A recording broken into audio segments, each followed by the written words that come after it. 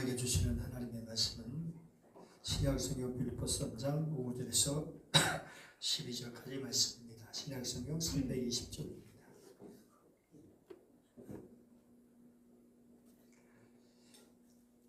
나는 8일 만에 할례를 받고 이스라엘 족속이요 베냐민 지파요 히브리인 중에 히브리인이요 율법으로는 바리새인이요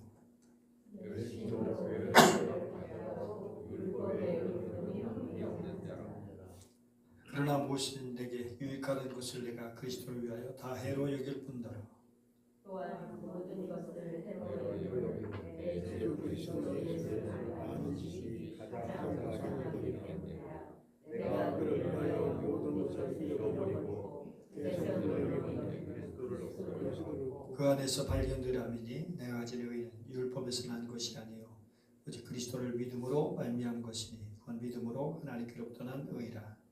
내가 그리스도와 부활의 관계와 고난의 정의함을 알고자 하여 그의 주심을 구하라. 어떻게 해서든지 죽은 자 가운데서 부활에 이르려 하노니 내가 이미 얻었다는 아니요 온전히 믿었다는 아니요 오직 내가 그리스도 예수께 잡힌 받은 그것을 잡으려고 달려오라. 아멘. 이 가마리알 제자들 가운데는 학문에 있어서 거만을 보이며 스승에게 상당한 골칫거리를 주는 학생이 있었다. 이것은 유대교의 지혜서인 탈무드에 기록된 유명한 일화입니다. 지적으로 교만하며 유연한 스승보다는 자신이 배운 틀 안에서 갇혀 스승의 권위에 도전했고 공동체와의 불협화음을 빚었다는 것입니다. 그러면 단지 학생이라고 언급된 인물은 과연 누구였을까요? 유대인 역사학자이자 예루살렘 히브리 대학 교수였던 클라우스너는 그 사람이 바로 사도 바울인 사울이라고 했습니다. 실제로 사도행전 22장 3절을 보면 바울은 자신이 가마리알의 문화에서 우리 수학들의 엄한 율법의 엄한 교훈을 받았다고 밝히고 있습니다. 오늘 본문에 나오는 5절, 6절은 바울이 자기 자신을 소개하는 이력서인데요.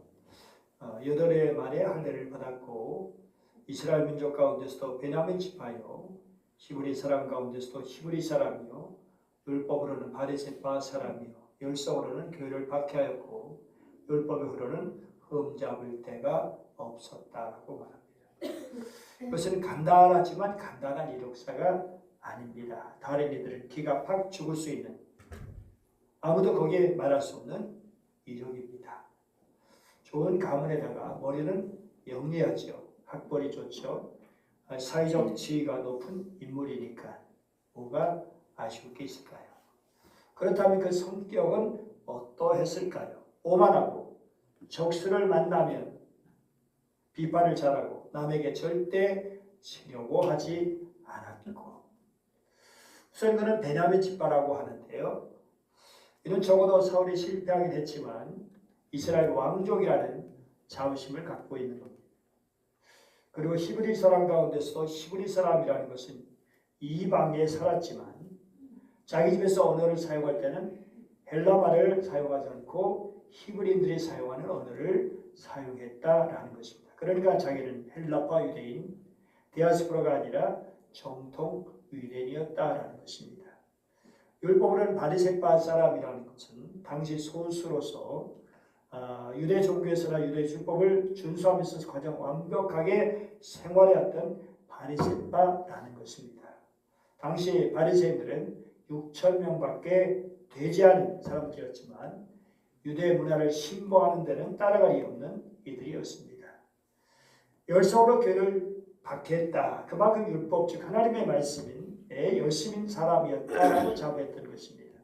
그리고 율법으로는 흠잡을 데가 없었다. 십계명 어느 하나도 손색 없이 지켰다라고 하는 것입니다.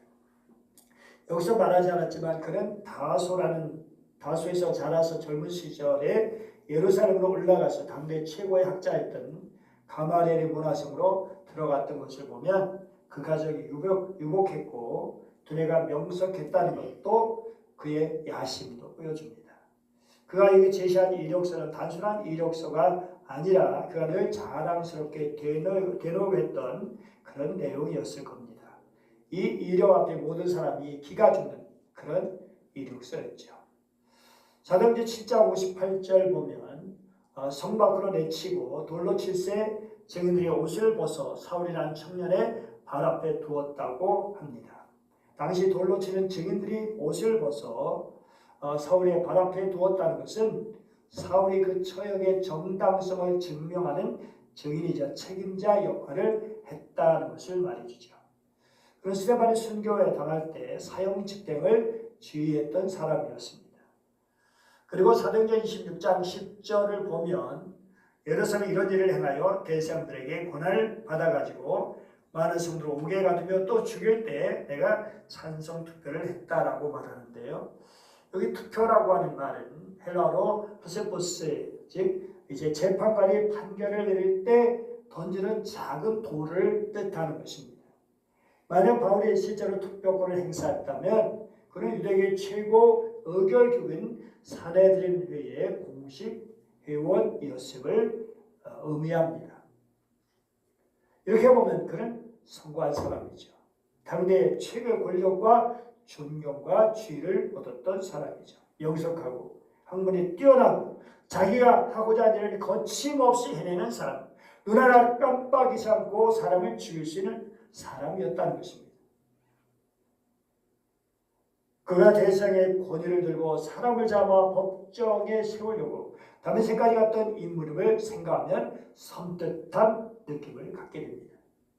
그런 좌측류의 사람으로서 남에게 설득당하거나 굴복하기를 죽기보다 싫어하는 부류에 속했던 사람이었습니다. 그런데 그가 변했다는 것입니다. 누구에게 당해본 적이 없는 그런 사람이 당하고만 그렇게 살게 된 사람이 됐습니다. 잠을 얻은 그가 이제 죽은 사람처럼 되었습니다.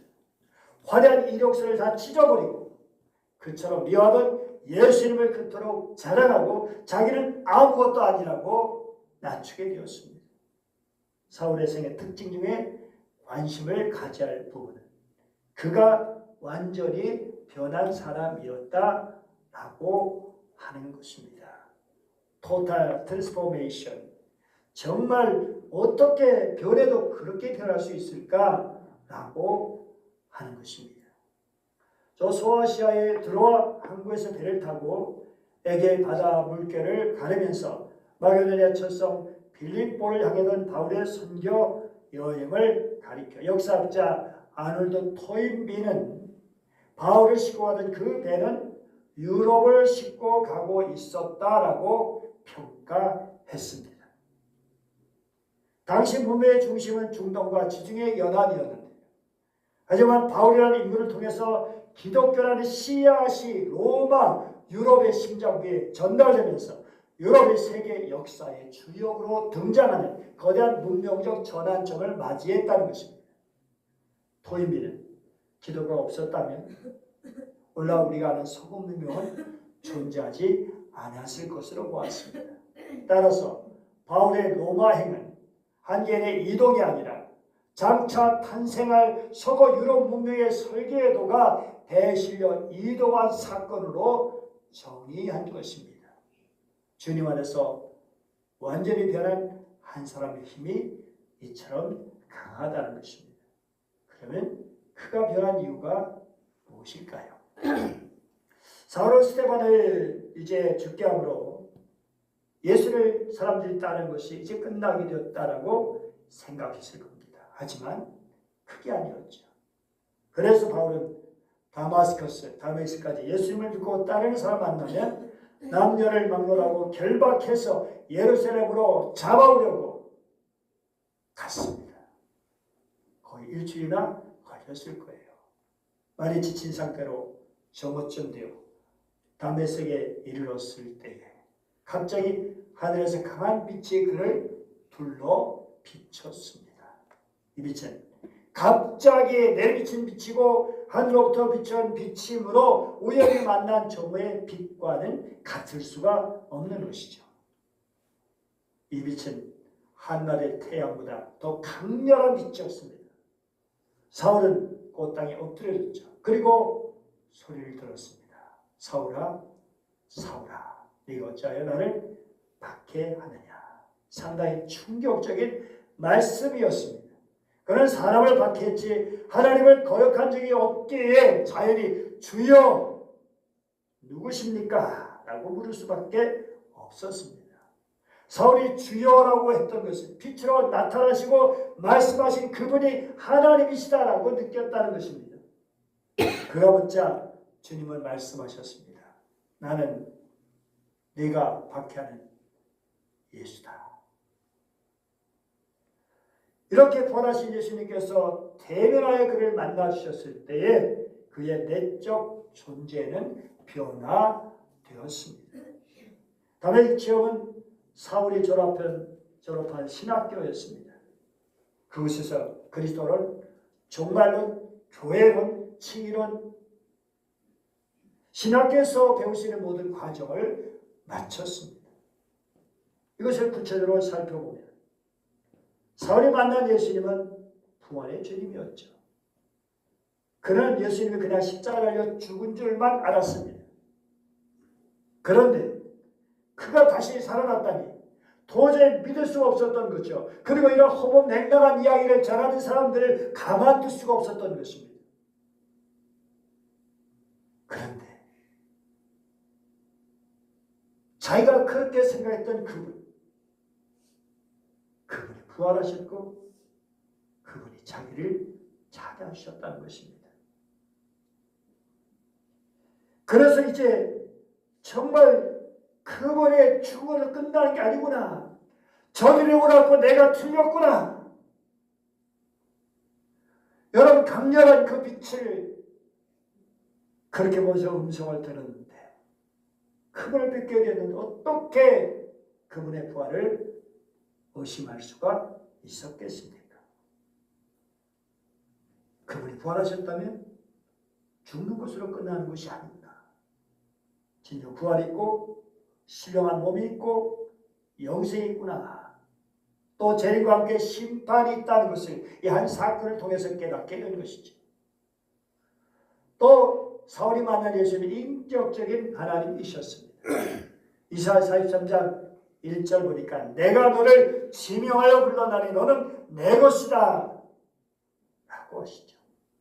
하나님 인격적인 분이시기 때문에 이름을 불러주시죠. 아담을 찾아주셔서 아담아, 아람을 찾아주셔서 아브라함아, 아브라함아, 모세를 찾아주셔서 모세야, 모세야 라고 불러주신 하나님께서 사울을 찾아주셔서 사울아, 사울아 라고 그 이름을 불러주신 것입니다.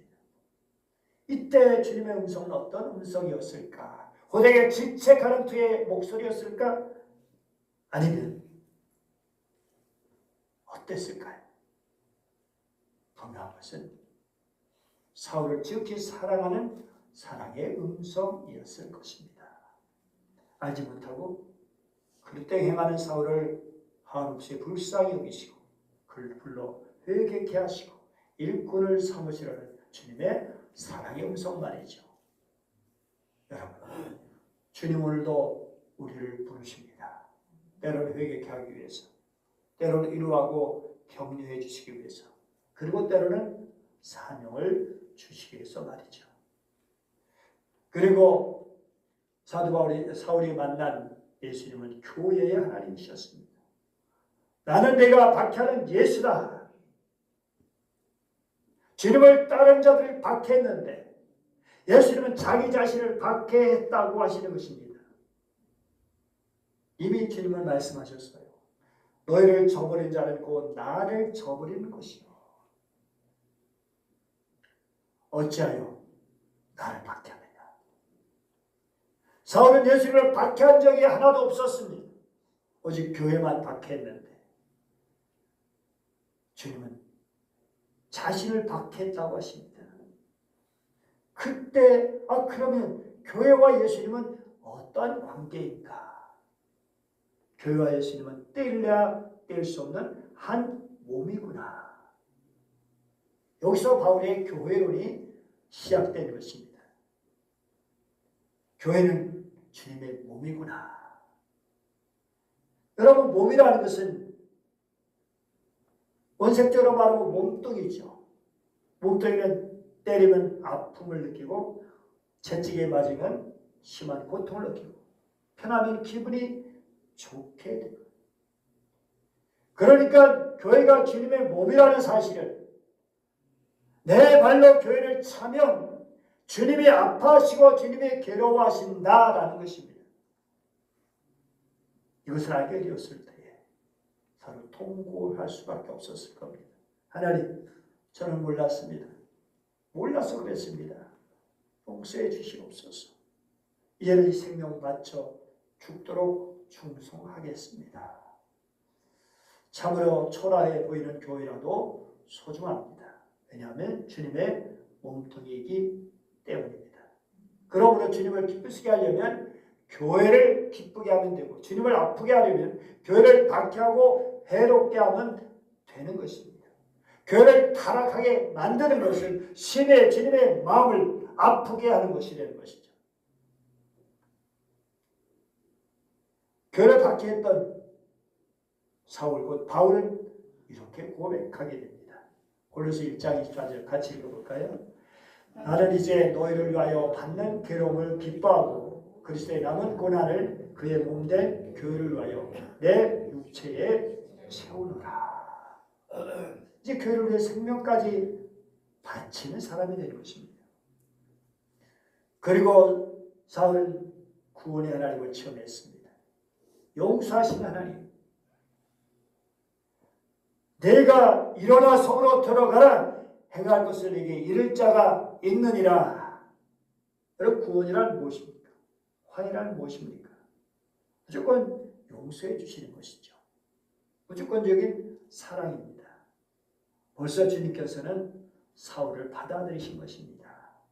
죄가 있지만 책망하지 않고 받아들이셔서 함께 생활하게 하시는 거죠. 누가복음 15장, 아버지가 어떻게 하죠? 아들에 대해서 조곤조곤 묻지 않고 따지지 않고 그냥 얼싸안죠. 아버지 그를 보고 달려가 목을 안고. 이게 사랑입니다. 사울의 경우 회개하기도 전에 이 아들은 돌아오기나 했지 사울은 돌아온 것도 아니었습니다. 주님이 먼저 찾아주셨습니다. 이를 통해 사울은 하나님의 용서와 자신이 사랑받은 사람이라는 것을 깊이 깨닫게 되었습니다. 얼마나 감사하고 얼마나 고마웠겠습니까? 그래서 Amazing Grace, 놀라운 은혜, 나 같은 죄인도 용서해 주시고 사랑해 주시는구나. 주님의 사랑 어찌다 말할 수 있으랴. 주님의 강력한 사랑에 붙잡힌 것은 철저히 회개하게 되었습니다. 오늘 본문 7절에서 9절 이렇게 고백하죠. 같이 읽어볼까요? 그러나 무엇이든지 내게 유익하다는 것을 내가 그리스도를 위하여 다 해로 여길 뿐더러 또한 모든 것을 해로 여김은 내 주 그리스도 예수를 아는 지식이 가장 고상하기 때문이라. 내가 그를 위하여 모든 것을 잃어버리고 배설물로 여김은 그리스도를 얻고 그 안에서 발견되려 함이니. 그러니까 자기가 그동안 그렇게 자랑했던, 남들이 이렇게 부러워했던 그런 모든 것들을 오물처럼 버렸다는 것입니다. 그 화려한 이력서를 찢어버렸다는 것입니다. 내 주 그리스도 예수 아는 지식이 가장 고상하기 때문에 아는 지식, 당연히 모르로 아는 정보가 아니라 인격적인 만남을 통한 깊은 체험, 관계를 뜻하죠. 그리고 세상 어떤 가치보다 고상하다, 가장 가치가 있다, 최고의 가치다. 과거에 자신을 우월하게 빛나게 만들어 주었던 그런 것들을 미련 없이 버릴 수 있었던 것은 더 크고 값진 보물인 그리스도 예수를 만났기 때문입니다. 스데반을 죽이는데 찬성했던 사울이 어떻게 모든 걸 버리고 그리스도를 따르는 바울로 변했을까? 정말 주님을 만났기 때문이죠. 주님의 놀라운 은총 때문이죠. 사도 바울은 자신을 언제부터 주님이 아셨지? 내 이름을 불러주시는데 나를 당신의 그릇으로 점찍어 놓으셨단 말이지. 그렇다면 언제부터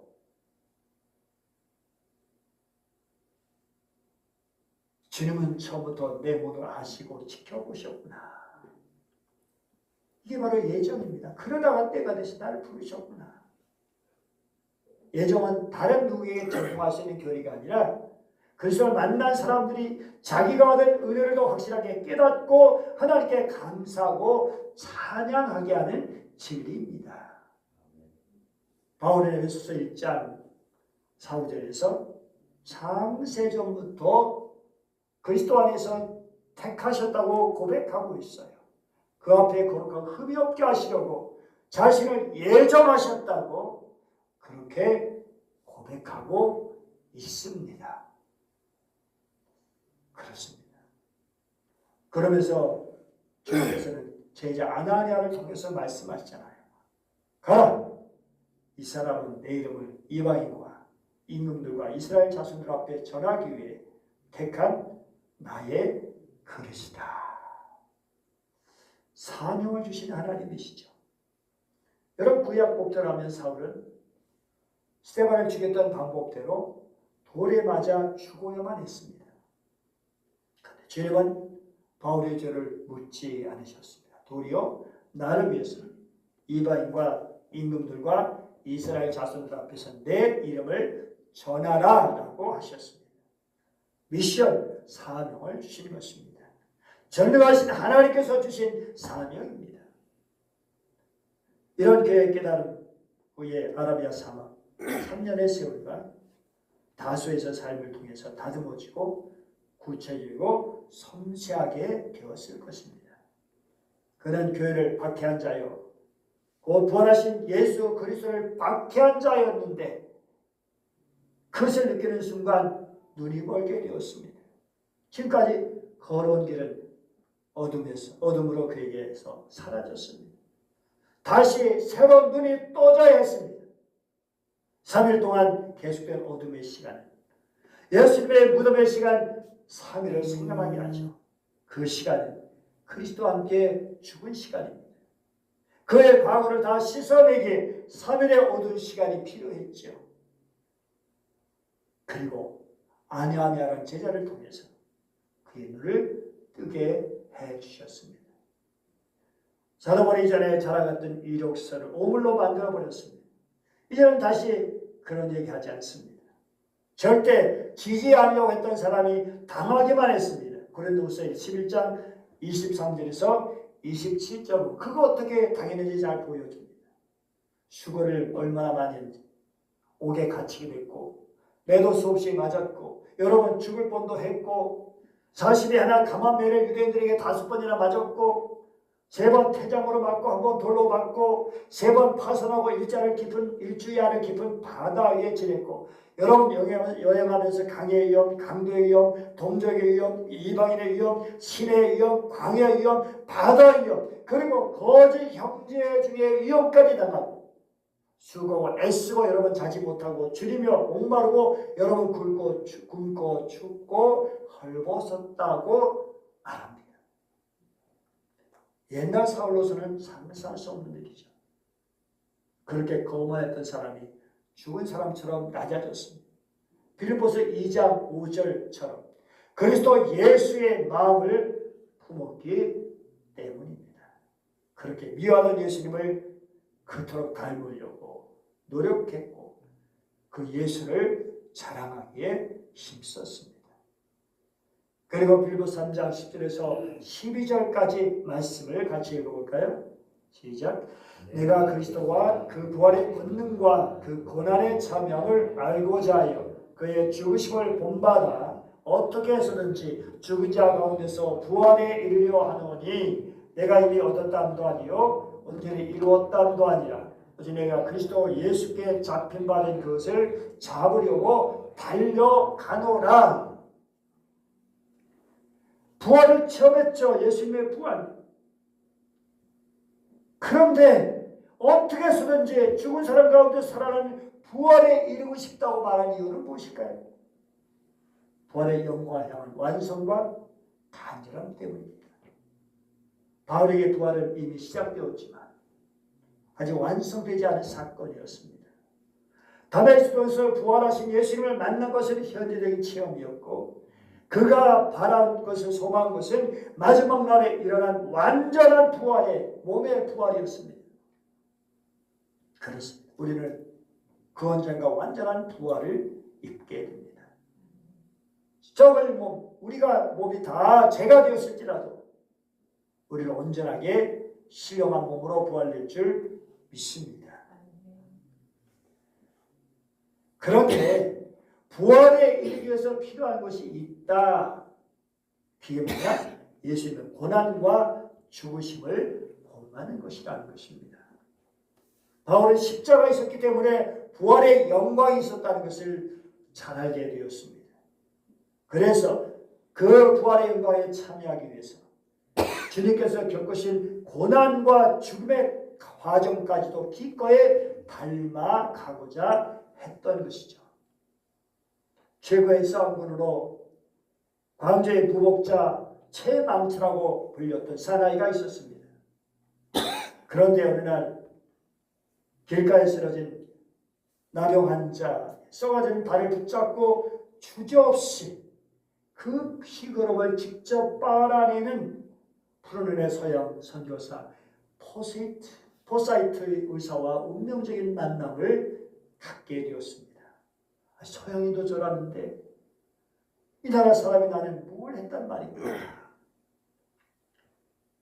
그는 포사이트 선교를 통해서 예수님을 만나게 되었고 그 나병 환자를 위해서 땅 1000평을 기부했고 사면운동 때는 맨 앞서서 독립을 외치다가 차디찬 감옥에서 옥고를 치르기도 했습니다.